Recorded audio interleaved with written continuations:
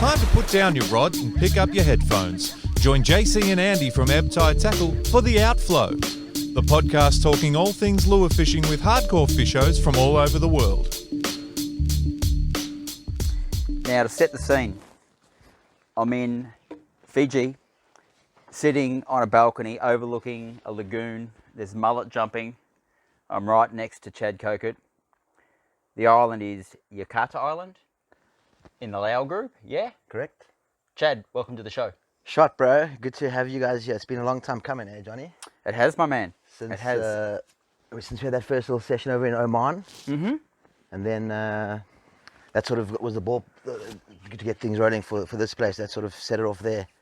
So, yeah, it does. That was, I'm just trying to think, that was 2014 or 15? 15. 2015, and you guided there for a couple of seasons with Ed. Yeah. Over at No Boundaries, the Giants playground. Correct, my bro. Yeah. So yes, we did fish with you, and it was good fun, man. Reef Raiders start of season trip, and I think I remember Lydia got a 34 kilo jeet with you in some pretty rough weather. It was a good day.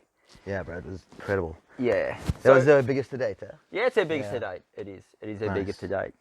So we've been fishing here in Fiji with your operation, Ocean Souldiers, for the last, I think it's 4 and a bit days. But we'll come to the fishing later. But I want to rewind with you a little bit, mate. And back it up. Back it up. Let's back it right up, bro. So, like nearly all fishing guides, you're South African. Yeah, so born and bred down in Cape Town, and then I sort of left the big bad city, went north to the Pacific. What you go and do? So we're up in Mozambique, and I was just working at a lodge there, and we were doing, I was sort of the boat boy, so to speak. Learning the trade of the ocean? Yeah, basically learning the trade of the ocean, and that was my first sort of scene of like getting with boats in the sea and surf launching and a bit of, and more hardcore pelagic fishing, so to speak. Yeah. So it was an operator in Mozambique, was it? Yeah. Well, it was a hotel that had like two little fishing vessels, and punters would just come out and we'd just go and trawl these outer reefs, and we started doing a little bit of topwater stuff there for the smaller tuna, and that was really like the beginning, the beginning of the whole journey, for me, when I wanted to pursue this this journey that I'm on right now, So the whole lifestyle of being, professional fishing guide is very well worn with South Africans, isn't it? No, correct. It's also not an easy thing, because you have to sacrifice a lot. You're away from friends and family for months on end. Basically, even when I was working at Nomad, so that was from the time before I went to No Boundaries. I did 2.5 years there with a couple of great fishers. We had Nick Milford on there, Glanville, and that for me was like, actually, yeah, okay, here we go. We're stepping it up a notch. Yeah. On another level. That was my first sort of encounter with GTs, actually. Funny enough. Yeah. So they would have been pretty good times. Like, Glanville's got a pretty strong reputation in Australia. Nick Milford has. Like, I've fished with Nick both in Oman and on his operation in Australia, East Coast Angling. No, exactly. I mean, those two guys in particular were like they were my what you call it? Mentors? Mentors! Is that too strong a word, or? No, not at all. Not at all. They were like very much so, So yeah, they're awesome guys. It's actually interesting to fish with Nick. He actually says he's a better guide than he is an angler. Interesting. Yeah, it's very guiding is quite a specialized job. I mean, especially there's so many different terrains, so many different areas. You have like Oman, the Great Barrier Reef, the Seychelles, and then you got Fiji, where we are here now, bro, which is like a totally different scene, and that just blew my mind away. The first time I actually came here to Fiji, it was so. When did you first come to Fiji? When did your Fiji story begin, bro? We actually had a cancellation on the Nomad, and then I had like 2 weeks either side, so I thought, fuck it, I'm gonna hit a little trip I was actually planning on going to Bali or something, and I was like, let me go check out Fiji, Like, it was literally, I booked it two days later. I was on the plane, landed in Nandi, got in a taxi. I said, bro, just take me down the coast. And actually, you ripped me off properly, you know, because for the first time, I think I paid like $300. It was normally like 100, maybe $120. He saw you coming good. Yeah, straight away. So I've got actually an interesting story about the very first day I was in Fiji. It was I was staying next to a place called the Beach House on the Coral Coast, and I rocked up at this little what's it called, Mango Bay, and I was just quite keen to go for a flick, you know, afternoon sesh. I just saw these channels driving down the coast every like couple of 100 meters. There's new little gaps and channels, and I was like I rigged up quick and mission down. It was a low tide, sort of pushing, so I could get right out on the outside. It was incredible. Like a couple of casts in, I hooked into this GT there, and I was like, "Fuck, you kidding me?" So I thought that like the whole place was going to be like on fire, you know. Anyway, How easy is this place? Ended up losing that, falling down a hole, and that was like my here we go, introduction to the big Pacific and the fucking 300-meter drops that goes down to 2 kilometers between us and Taveuni. So yeah, and then 2014 was the first time I came here for a month. We spent. I met a friend of mine on the Coral Coast named Justin Clark. Now that's Eddie's grand nephew. Now Eddie, when we say Eddie, we're not talking about Ed Nicholas. We're talking about Eddie here. Yeah. So let me introduce some of the gang. We got myself, Chad Kockott, Eddie Vulukoro. Their family is the landowner. We've got my business partner Ryan Daines. He's and the three of us sort of run the whole operation. Yeah. Or run the brand Ocean Souldiers. I've had the pleasure of meeting Eddie over the last week that I've been here. He's a lovely guy. So after that first time you've been here. Okay, so let's just back it up again. Yeah. We were coming out. So Justin, I was like said to him, "Hey, listen, buddy, let's fucking get deep into the jungle, you know." And he's like, "Bro, my uncle lives on this island. I'll call my mom." And we actually ended up flying in on the Kaimbu plane, which is owned by the old owner of Oakley, Jim Ginnard. And we were very well invited and welcomed in, you know. Yep, that's Oakley Sunglasses you're talking about there. Yeah. Through the manager there, Rob Miller, because he was good friends with Justin and his mom. Anyway, so we came out here for the 10 days, and I think I spent 1 day in this bay. The bay that I'm talking about is actually Daku. So that's our sort of neighborhood where we are allocated, and basically on the whole island, I mean, we're the only other we're the only operation here other than the village. So we're looking out here over the whole these flats and the inlet inside of the ocean here. That's Daku, is it? Yeah. So that's named Nukulau and Dzimbi and Beka.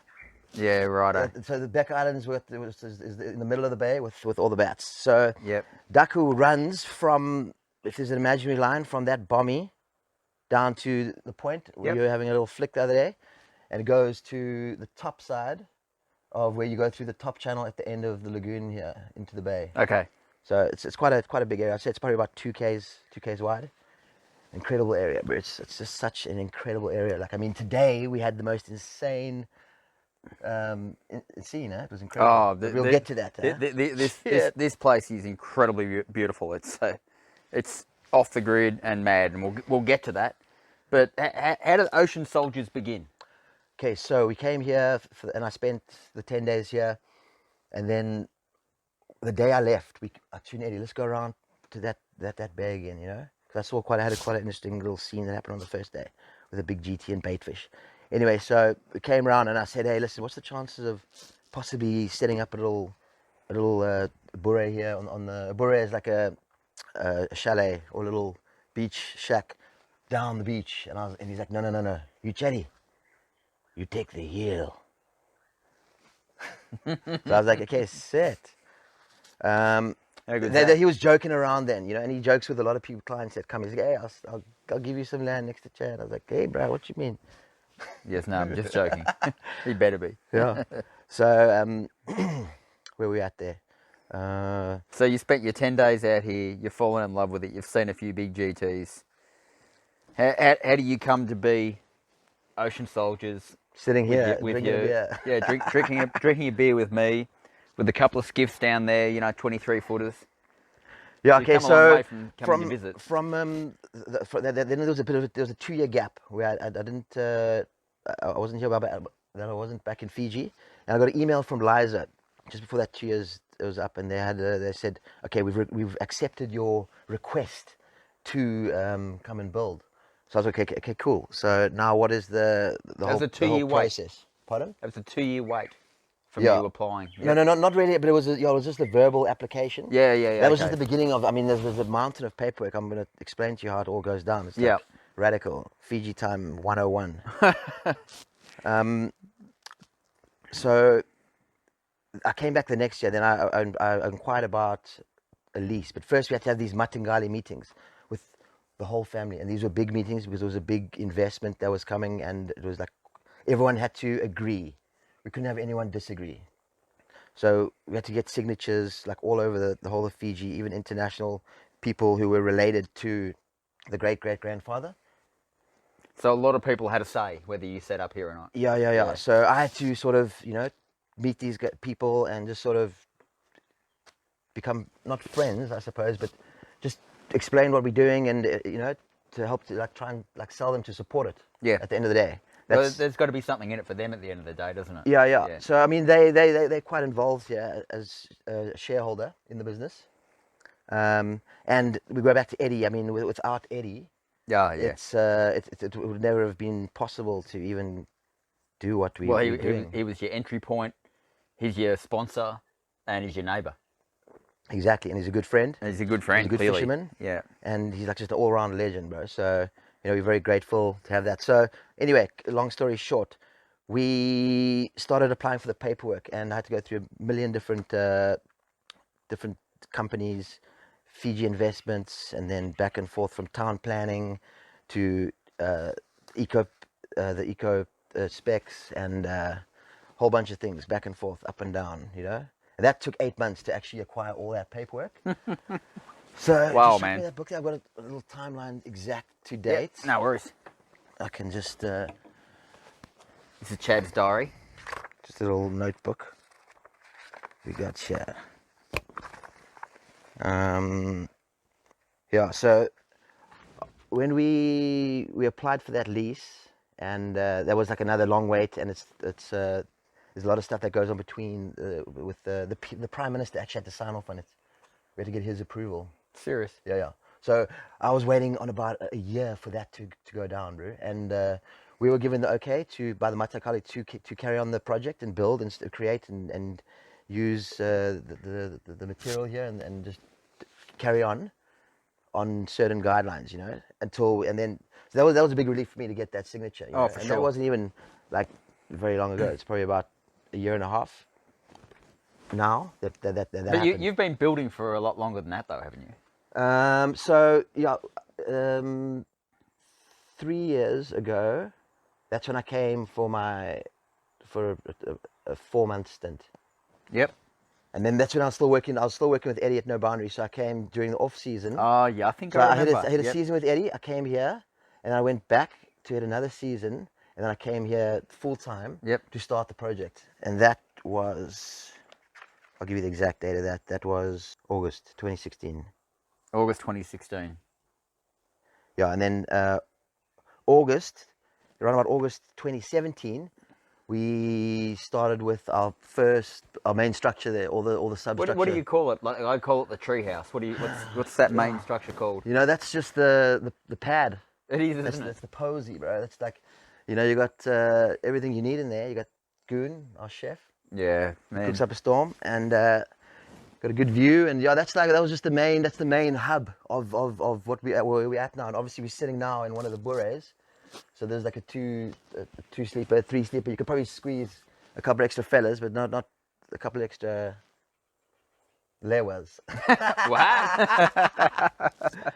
Oh dear. So that was when the actual construction began, and it was hardcore, bro. My observations here, man, is the power of work. Like there is so much hard graft gone into getting that main structure, what I call the treehouse, you call the hub, You've got the main bure that Lydia and I are sleeping in. You've got these 2 South African camping tents. There is so much that's gone on here. And it's been mostly you or led by you, hasn't it? Yeah. Correct. So, you know, I had these plans drawn out of it, how like I wanted to envision it, and literally like that was just like a very sketchy plan that I had. I didn't even look at a Google map, and it's pretty much riding on that whole same platform. So, you know, the construction is, we're still under construction, obviously, and we want to expand to a certain level. We've got 5 years to do this within the development lease. Development phase of 5 years, is it? Yeah. So we've got 5 years. So we're not really under pressure because we've got another 3 years on that. I reckon we should be like with all the full property loaded up with the 8-bedroom villa on that private That's beach. next, an 8-bedroom villa. Yeah, no, 4-bedroom. Sorry, 8 packs. 4-bedroom. Oh, for 8 packs. 8 packs. We got an 8 packs villa down there, and then we got another bure on the rock, and then we got another smaller bure down on the beach this side. So, can we talk for a minute about the style you've done here? Because I don't know what the right words are for it. It's kind of like... it was super rustic. It was like, okay, these measurements were all done just like on eye, and you know, some string and some bit of string line. My little what do you call that thing? I don't know, spirit level. Oh, fuck. Spirit level. There's a rustic.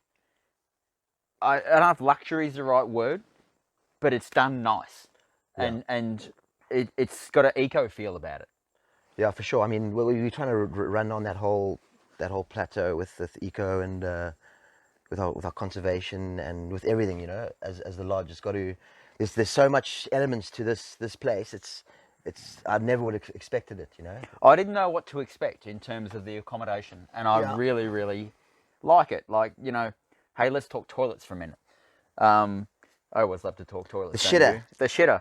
The organic. Go on, talk us through it. Okay, so basically we rip everything with chainsaw here. So we use all that that sawdust to do your number 2, and you just flush it with that. You keep it on a constant level above the matter, and once it gets to a certain level, you plug it up with a lid. And leave it for another month, and then it's fully organic and it goes back into the ground. Back into the ground, bro. And that's why you can see everything's just so lush and green here, bro. Yeah, to set the scene, we're in the jungle.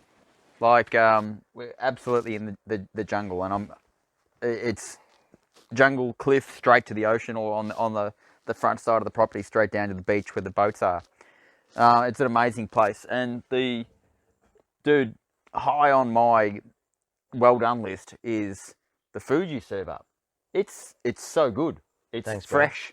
Bro. It's local. That's our African influence. Oh, you know, like man. my folks, they were badass. Were they? Cooks, yeah, like real modern style, and I learned a lot from them. And I was always amped on doing like beach fries and just simple stuff, you know, but like nice, tasty stuff. We're just getting interrupted by watching mullet jumping, but wondering if there's a G up behind him.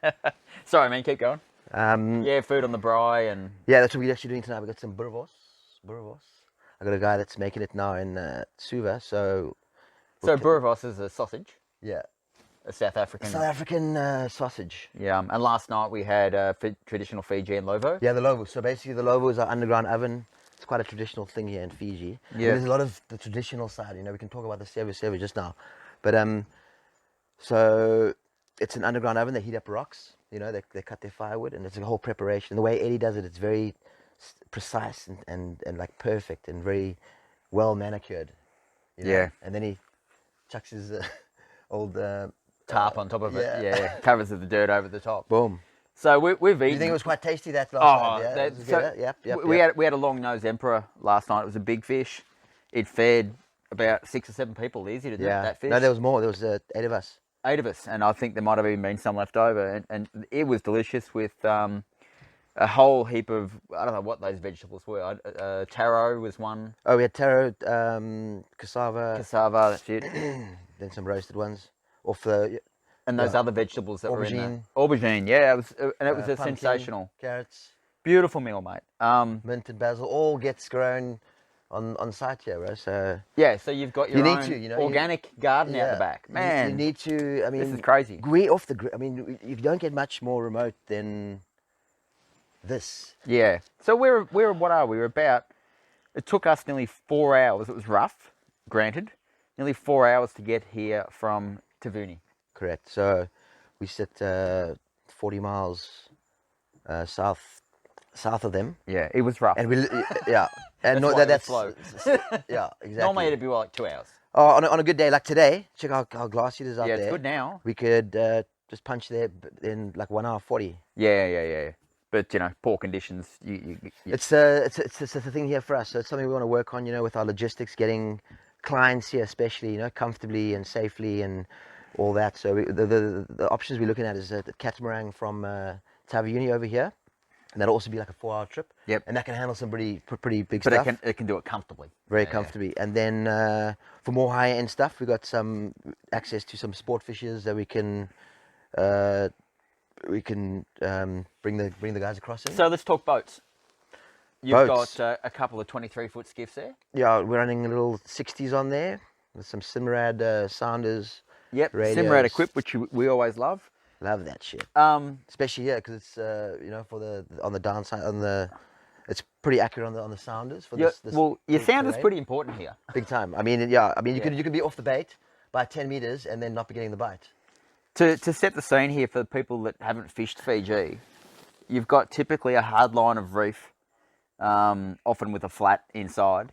But off that hard line of reef, it can drop to hundreds of meters in the space of hundreds of meters, can't it? Correct. So it's incredible in the bay between Taviuni and us. It goes down to 2 k's, drops in the middle. 2 kilometers. 2 kilometers, and it comes up to another 1,000-meter ledge, that sits about 5 nautical miles offshore here.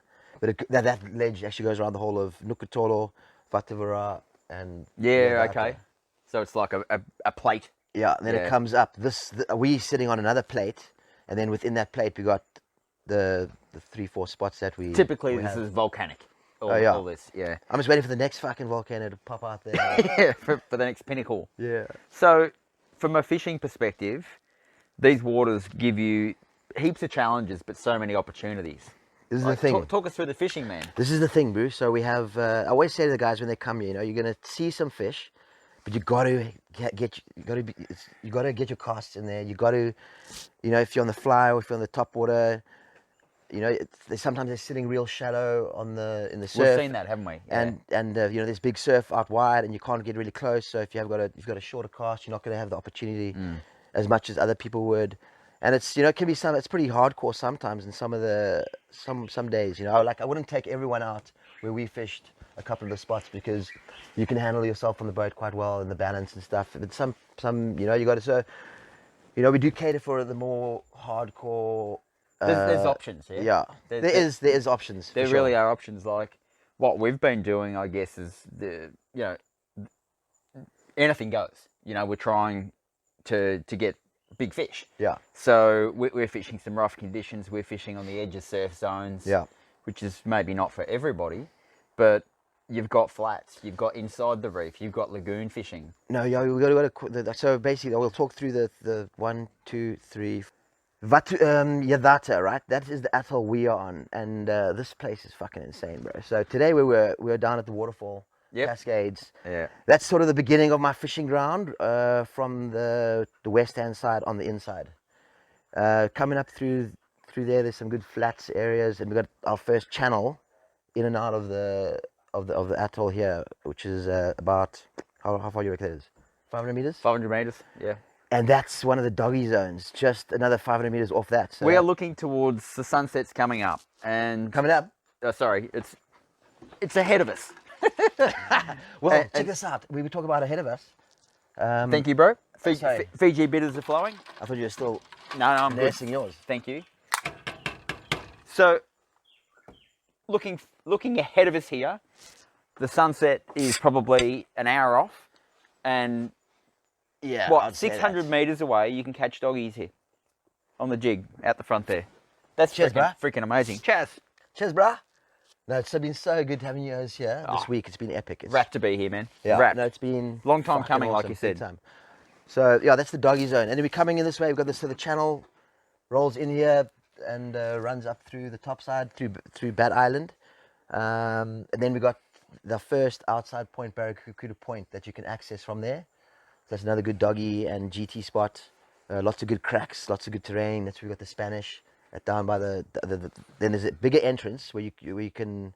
That's a very interesting spot. I mean, did you have some good fish there, like at the entrance? We've got so we've obviously saw Aaron get that very nice Spanish on the jig. We got that big barracuda first day, and what have we plucked out of there? Mostly coronation trout for the moment. A lot of trout. We got another tea leaf trevally. Oh yeah, we did too, a tea leaf. Yeah. So then, okay, passing that, you got a little sandbank, which can be on. When it's on, it's on. It's like the waterfall. When it's on, it's on. Yeah. So those are like the sort of spots on the top here. Then the island we fished yesterday, Nukutolo, which you can just see it there at 5 Mile. And that's basically, guys, Nukutolo means 3 in Fijian. Yep. Bula is what's up. And Vinaka is thank you. Thank you for the lesson. Yeah. So or Vinaka, I should say. Nukutolo, we got the first atoll that's purely surrounded by water. Yep. Some really good doggies out wide there and GTs up a little bit closer. Was it the first island we got that Your one? GT yesterday? Or the No, second so- island? Second island. The second one, it's connected with a massive flat, but with another atoll on the other side. You got yours on the on Oh yeah. on those bommies. Yeah. Drifting south to north down that reef. Yeah, it was. Then we zipped around the corner there and dropped some jigs, and it was just like bending. Yeah, so we've let's talk about a little bit about the fishing that we've had this week. You know, we've got numbers of GTs. I don't know. We're probably getting up near around 20. Yeah. The best one yesterday, nudging 30 kilograms, I reckon. Yeah, it was a wicked fish. And it was an epic take. He was like Epic right take. up in the shadows, patrolling that edge. Yeah. And he was hungry, bro. Yeah, he was hungry. He wanted it. And what Chad said earlier, these fish provide some really interesting angling challenges because you need a long cast a lot of the time. Yeah. Not exclusively, but in some of the spots you need a long cast because you've got a surf break to contend with to keep safe, but the fish can be very shallow. Yeah. And that Which was one of those also ones. exciting because, I mean... It's exciting fishing. Yeah, no, it's very cool. You know, you got to really like turn their heads and get them up and, Yep. you know, get the boat in gear and pulling them off the reef nicely. Sometimes they behave well because it does drop off when they can get them just onto that edge. They're yours then. Yeah. No problem. But that first little... and they're always hitting it right in the surf, you know? Like one pop and you're on, you know? Oh, the difference has been noticeable for me if you can cast long and get to the surf break where it's hitting the edge of the reef, you're in a much better chance. Yeah. For sure. Yeah. One time. Doggies. Everyone loves doggies. As we said, we got a very good doggy spot, which we actually tonight we're going to hit. We're going to go out tonight after dinner, after dark, and we're going to have a jig, but we're also going to probably drop a couple of dead baits. No. We're going to drop some live baits. Live baits, even better. Maybe it's probably best we just we rig up one nice big livey. Yep.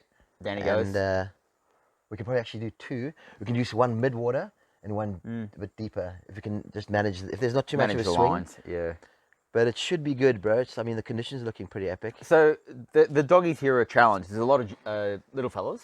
Yeah, a lot of juvenile. Yep. I mean, the ones that I've seen here and pulled out here has been a 50, a 40, another 40, and then another 40, and then maybe another 50, and then lots in the 10 to 20 range. Yeah. You know? Now, our other, like you've been guiding, obviously, on one skiff, and you've got a local guy, Joe, guiding us on the other. He's a local fisherman from their village. Yes. And he was telling us that his best ever here is right out the front there. Yeah. On a live bait, 70 kilograms on a hand line. Yeah. I believe it. That's an epic fish, right? I believe it. But I reckon that would be 50 kilos because the one time Eddie saw this GT, he's like, no, bro, that's 50. And I was like a 30. Oh, yeah, okay. So got to take a little deduction off there. Yeah. A Fiji's deduction, eh? Yeah, fair enough. But when they drink their kava, they'll be like, It was fucking 100, bro. 100. You should have seen it. It was a Yeah. monster. But look, I know there's big GTs. I mean, big doggies here. It's got the terrain. It hasn't got the pressure. You know, we got no one else fishing any of these atolls we Well, fishing. that's the point we're saying right there. I have not seen another fishing boat, and that's actually including locals. Yeah. There's a few locals poking around the lagoon. You know, No, we're lucky. We're very lucky. But that's the price you pay. You know, to take a 4-hour boat ride, or Yeah. you know, on a good day, it's cool. But you know, these fish aren't pressured. no. No, absolutely not. Now, like GTs are the big one. There's numbers here, and you know, we've caught them up to I reckon nudging 30. That one yesterday. We've got doggies. We've got numbers of doggies. We just haven't cracked a big one yet. There's a lot of other stuff here though. We've caught Napoleon wrasse. We've caught 2 Maori sea perch. We've caught endless long-nosed emperors. What else we got? We got so the wahoo come in on a certain time of the year, like towards the end of the year, like this period. A lot of billfish around, normally all year round. Jeets, doggies. All your coronation trout, coral check it out. trout, Then we got the footballers. whole top water scene here, which we have. You know, we got permit. All right, let's talk fly. Yeah. We got big blue mullet. They've got like 3 different types of triggers actually. Your bluefin trevally. Bluefin trevally. We got the GTs, some really big ones as well. You know, in certain spots. For fly spots. Yeah. Yeah. You know, it's quite an interesting scene, the whole bay and the whole system and how it works. And you know, the longer I stay here, the more I get to understand it. You know, and like I know this place like the back of my hand now. Like, well, it's we've been each rock fishing here for 4.5 days, I think it is. and we haven't fished the same spot once. We have not fished the same spot twice. Yeah. So like we've been pretty fortunate, I think, being able to get to all those spots on in a week. Well, you know, it all depends on the weather. Yeah. If you had absolute blowout weather, you'd be fishing the island. We'd be fishing from the water, the Cascade. To Barracuda Point. Yeah, like and just camping out there because, I mean, you know, you got to just you can't. There's areas where you won't be able to just get to or fish. But it should be said, the biggest numbers of GTs that we've caught have been on this island, in that surf break in front of the village. I don't know what you call that bay there. Yeah. But we've had 2 really good sessions on GTs in that local spot. You didn't have to go a million miles. No. That's so. I mean, you know, that's we super. We lucky we have that sort of those numbers there. You know, and you also got to, you know, like you got to try and protect it as well from just keep it. Look after it. Yeah, exactly. You know, that's the key to look after the whole the area as much as we can. Your own fish conservation ethics. I know that you're a catch and release fisherman, but there's also a man's got to eat. Man's got to eat, bro. Man's got to eat. So you reserve it for reefies and fish that are past it, you know, aren't going to release well. Like me particularly, I'll just go target like a school of doggies and just get a 10 kilo, and then I'm set. You know. So there's your ceviche and sashimi set. Not that I can go out and say I'm going to get one every day. I'll go out, but you know, I'll go to hit my zones, and when I get it, I'll just have him. You know, cause like normally when I'm here on my own, I've got a very small crew. So, you know, that goes a long way, you know. Oh, for sure. Like a 10-kilo dog, he's got a heap of meat on it.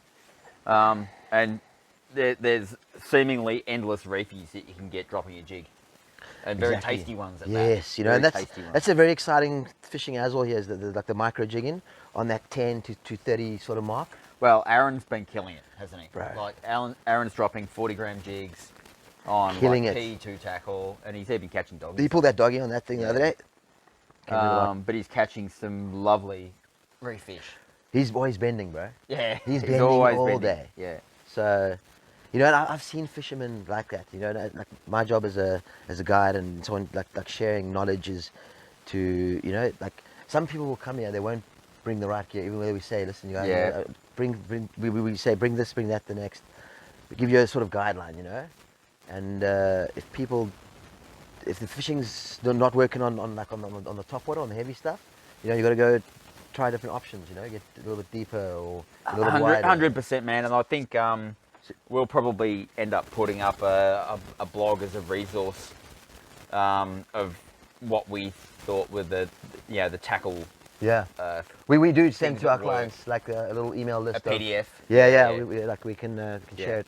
Yeah. It covers everything, you know. It covers all the heavy tackle, PE8. You know, I wouldn't need to go over too heavy here with regards to the sides of the GT. You know, PE8 would be. I think PE8's plenty. maximum. I think the most fun you can have here is PE5. Yeah, one time. It, How's that, bro? that's a pretty good sunset coming up right there. The fun that you can have on the reefies, as well as making really good sport out of the mid-sized small GTs, is to die for, isn't it? Listen, that is the ultimate thing. There is the sort of the medium to heavy tackle. Yeah, I reckon. You know, you're getting your distance. You're getting into these all sorts of pockets. Yep. You know, you might get fucked up by one good fish, and you know you might land a fish of a lifetime. Yeah, you know? correct. And it gives you lots of options of the scenery. You know. Yeah, So, and you're giving the fish a good sporting chance, aren't you? yeah. You are. That's what it's about, eh? You know, when I first came here, it was like I had this feeling, and how it made me feel, you know. And like when you leave, I know you're gonna feel like a little bit of it, and that's like. I'm feeling it, man. I'm feeling it. I feel actually very connected with this place. I feel connected with the operation, mate. This has been an awesome time. We've got a couple of days still ahead of us, and can't wait for that. And it's a bit daunting when we're still quite fresh, you know. We've been open for business, probably just about a year. Yep. So you know, I had some gang that came a little bit early, and it wasn't at a stage, but you know, as you grow, you grow your friends. You know, I know, guarantee it won't be the last time I see you here. I'll probably For sure, man. see you early next year. the risk you've got, I think, at setting up an operation like this is you need some income. You need some people coming to pay for your service, but you're also not quite established and ready. Like you're still building. Yeah. So it's tricky. It'd be nice to have multi-million dollars of investments to just pop things up and go, wouldn't it? But well, the thing is now we're that's sitting at a place where we don't know anything. You know, so we're sitting very comfortable. There's no like economic stress, or but I mean there is a bit of stress because we got to keep the ball rolling. But it's not like it's stress. It's like it's rolling very consistently at a good speed that we are happy about it. We don't want to go too overboard. We just take it as we go. You know, it all gets dictated by the boats, how many people we want to fish on those boats. Yep. You know, I like to fish 2, 3 is very squeezy, and it's 2's ideal. 2's ideal. 2 is perfect on those boats. Yeah. 3 is we did it on the first day when Lids Yeah. had us. Yeah. No, when was it? We So- did it at one point. Yeah, the first day when we went first up to the day. bay and we just drifted down. Yeah, we went and had a bit of a play, 3 up. You can certainly do it. But 2's optimum for sure. Yeah, for sure, 100%. So we want to try to like stick to that sort of that plan. Surfing. So it's not just about fishing here, is it? It's about everything, bro. You know, it's about just bringing people here to experience this place. You know, and I like to fish, so I like to have fish shows here. That obviously drives a portion of the business. You know, but to get there is good surf. You know, there's a lot of options. You know, there's good snorkeling, there's some nice big beaches. breaks. There's some breaks. Hey, I'm a bad surfer, and I okay, look at those so- breaks, and I'm no way I'm not going near them. Yeah, They that are was charging, badass. bro. It was charging, eh? That was Yes. gassing at points. You know? And I got to add, we pulled a GT off the back of it. But anyway. Shit. Correct, bro. So that left, that's called Nukutolo left. And that works on that horrible wind, southeaster, and there's a little bit of swell. There's only 1.6 meter swell, and that was causing that. I think there was a bit of ocean swell as well. That was with the wind. barreling, man. Yeah. So on the front side of Nukutolo, we have 3 mega breaks.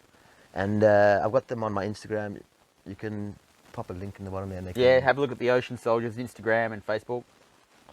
it's actually on my personal one. Oh, that's Kockott. Chad OSC Kockott __. Because you got to have In them. between Chad, the OSC and the Kockott. we were joking today, me and Aaron. He's like, oh, if you don't have underscore, bro, you fucking fucked. If you don't. Anyway, That's so funny. yeah, classic. It's crazy the banter you have There's some good on laughs, the boat, Yeah. cruising to the spot. And I was quite impressed how Joe was just cruising slowly. That's all I want him to do. It was going to take us an hour, hit the Yep. spot. I was a little bit disappointed today. It was a little bit off. But I mean, some spots are like it. Other spots have been on. So Yeah, today's fishing was probably the slowest day, but some how cracking special is fish that too. place? How special Ah. is this place? So that was Oakley Island, right?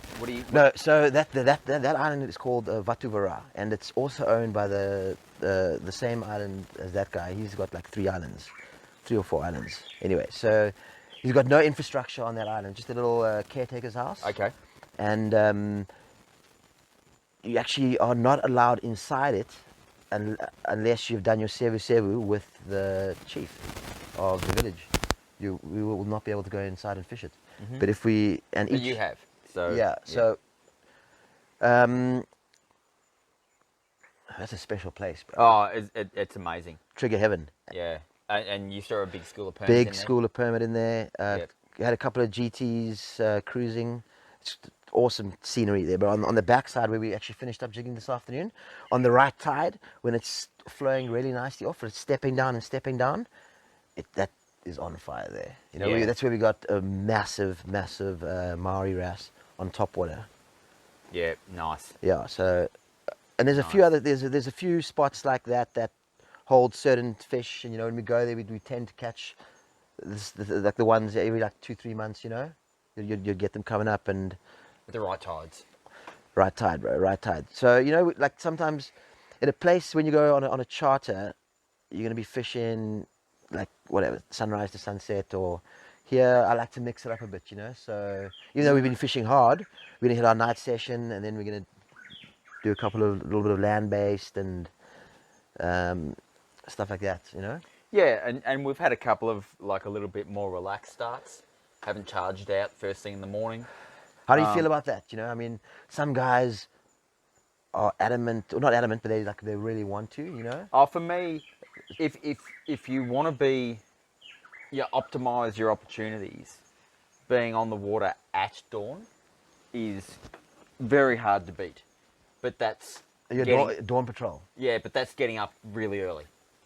Like that would be getting up here at. Bro, what we do, we just set back the clocks 2 hours, and then it won't mean shit, bro. It'll be like, okay, same time. We're doing Fiji time. Fiji time, bro. Yeah, so unless you're doing like that change of light, then to me it doesn't matter so much. Like now, if we're out there popping right that now. edge right now, we can't go. We got can't this go 'cause interview we're to do. talking. We're gonna go after dinner. We are going to go after We got a bit of roast lamb with our and cassava chips, bro. Boerewors. And some seared dog poop. Oh, stop it. The food here is a highlight, mate. The thing is, when you live in a place like this, you don't have the urge as much as people who are back at work in the 9 to 5s and in the traffic. So No, it's different. it's very different. But I love it, bro. I mean, obviously I love it. So this is you through for and through. this is your future. The future, my bra, is right here. And probably next time we'll have a nice little bit more puffier cushion. Puffier cushion to sit back on. Oh, classic. Mate, it's been a pleasure. We'll wind it up. We'll get ready for dinner and we'll get ready for a Dogtooth night dogtooth session. Hopefully we can tell you how that ended up. But Chatto, thank you for the chat. If you want to check out the Ocean Souldiers website and also all of their various socials, and we'll be doing a comprehensive little trip video, which check out on our YouTube channel when it's ready. But Chatto? Yeah, we check it out on oceansoldiers.com. On all the platforms there, we got All your socials? all the socials, Yep. email. Yeah, bro, it's Come just and see that little rise there. Something coming up. Come and experience some of the Ocean Souldiers magic for yourself. Boom. Vinaka. Vanaka. Thank you for listening to The Outflow by Ebb Tide Tackle. Subscribe to the podcast to listen to other episodes and stay up to date with new releases. And don't forget to rate and review.